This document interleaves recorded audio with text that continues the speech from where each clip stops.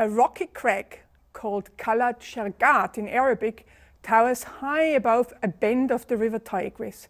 Shaped like the prow of a ship, this cliff rises 40 meters above the valley, providing shelter and opportunities for the people that first settled there about 5,000 years ago. This is the site of the ancient city of Ashur and the temple at its heart. This sanctuary is dedicated to the god Ashur. That god and city share the same name is no coincidence.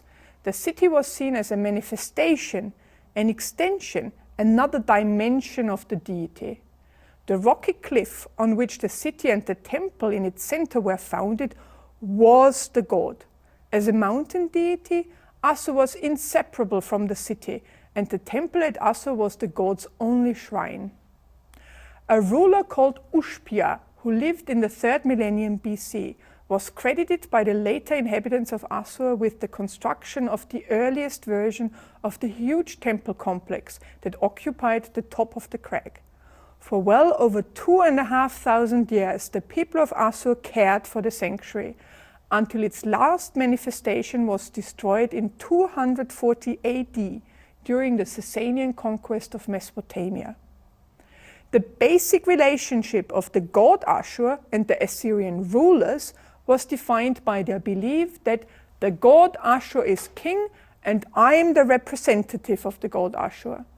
For the first half of documented Assyrian history, the title of king, Sharu in Assyrian, was reserved only for the god, while the ruler governing on his behalf was known either as Waklu, which means overseer of a group of people, or Ishaku, which means city lord, or Shangu, the highest sacred office, which we usually translate as priest.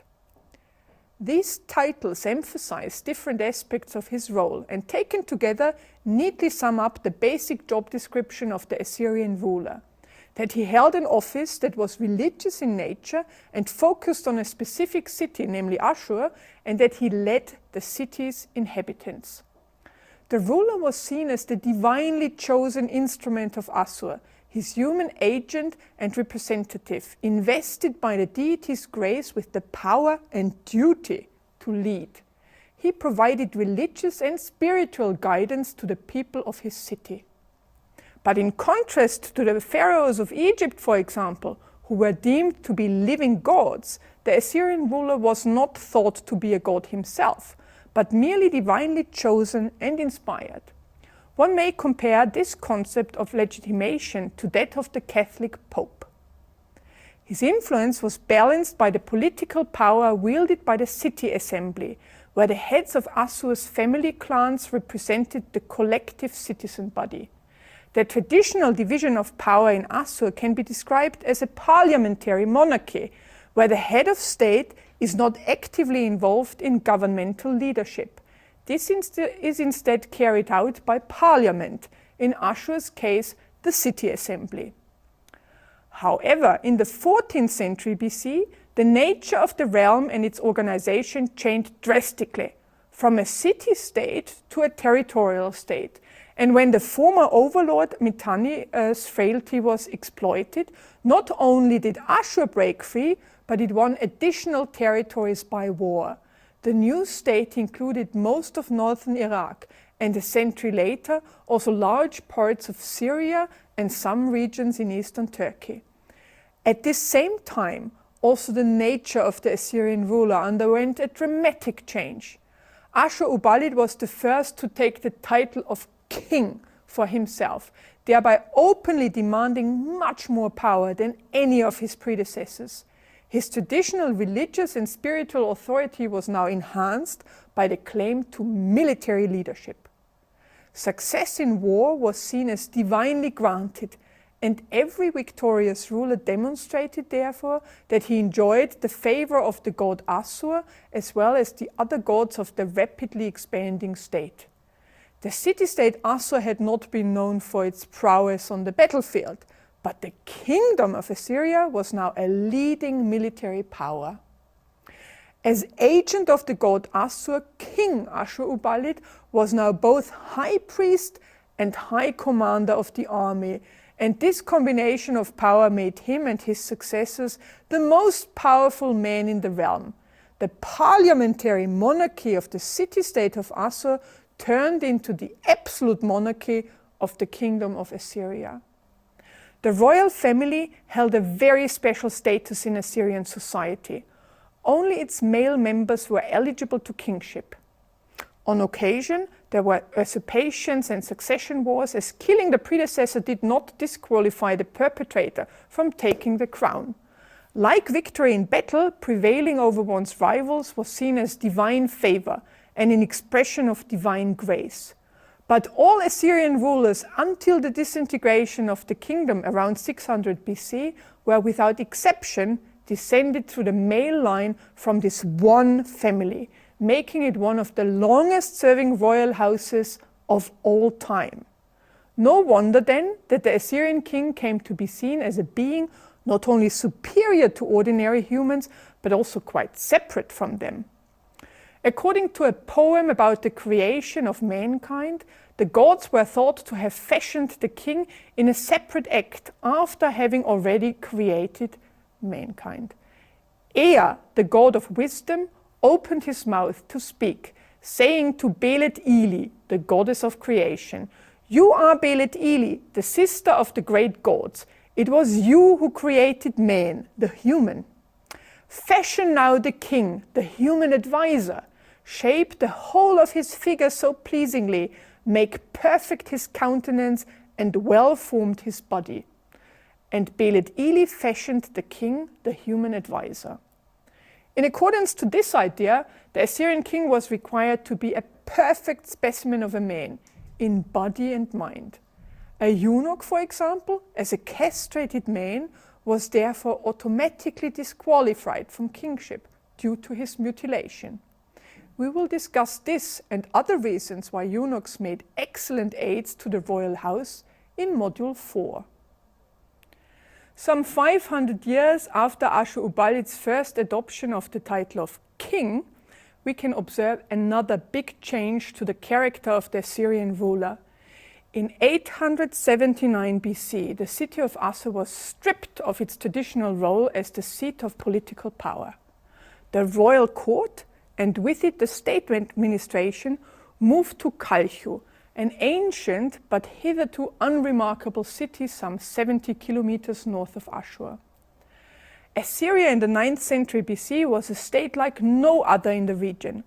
Once it reclaimed the territories it had lost 200 years before in the course of the late Bronze Age system collapse, the kingdom exceeded its neighbors many times over in extent and manpower. The Assyrian king capitalized on the success of the reconquest and assumed a new role as overlord over his neighbors.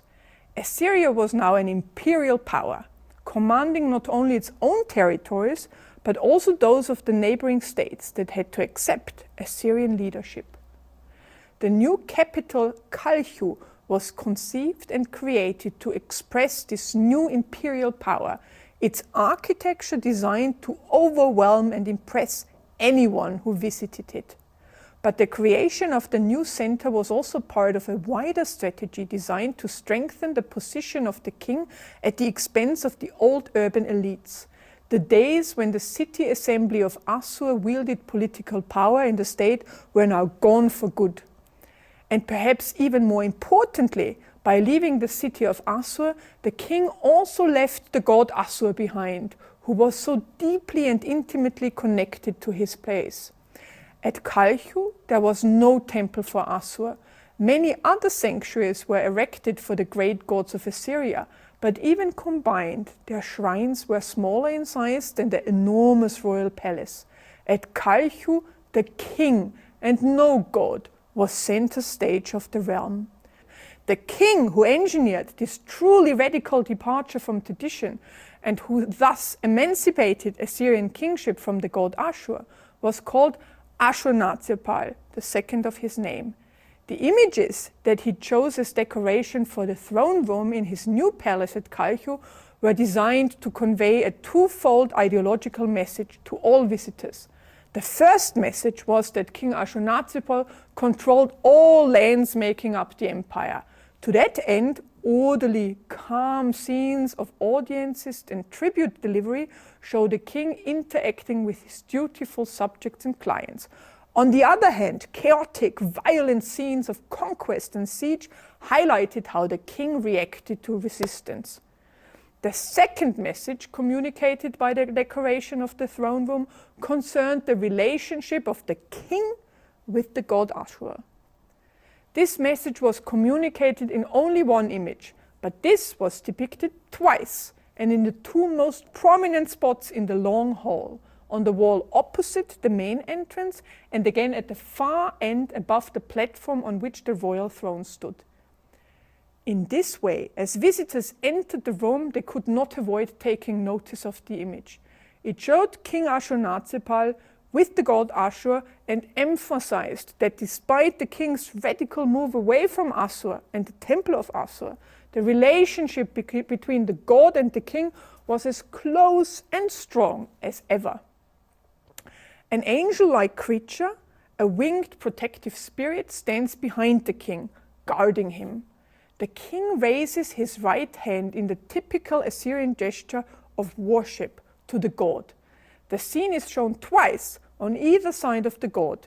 This is meant to indicate that this was not a particular moment in time, but timeless, eternal. The god Ashur is shown in human yet disembodied form as the divine counterpart of the king in the shape of a bearded man wearing the distinctive fez-like headdress of the Assyrian ruler and holding the emblem of kingship, a circle. A winged disc surrounds his figure, stressing the god's ethereal otherworldliness. It hovers above a holy symbol that we today call the sacred tree. This imagery powerfully suggests that the king did not need the temple at Ashur in order to commune with the god. So strong was their link that the blessed king himself served as a conduit to the deity. The king did not need to be in Assur to be with Assur.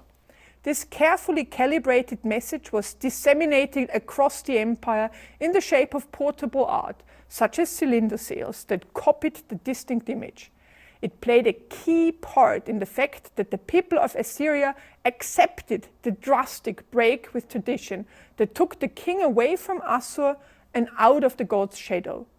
With Assur's blessing, the king's power was absolute, no matter where he was. None of King Ashurnazirpal's successors ever resided in Assur again. Assyria, and with it the world, had come to see the Assyrian king no longer as the pawn of the god Ashur, but as the master of the universe in his own right.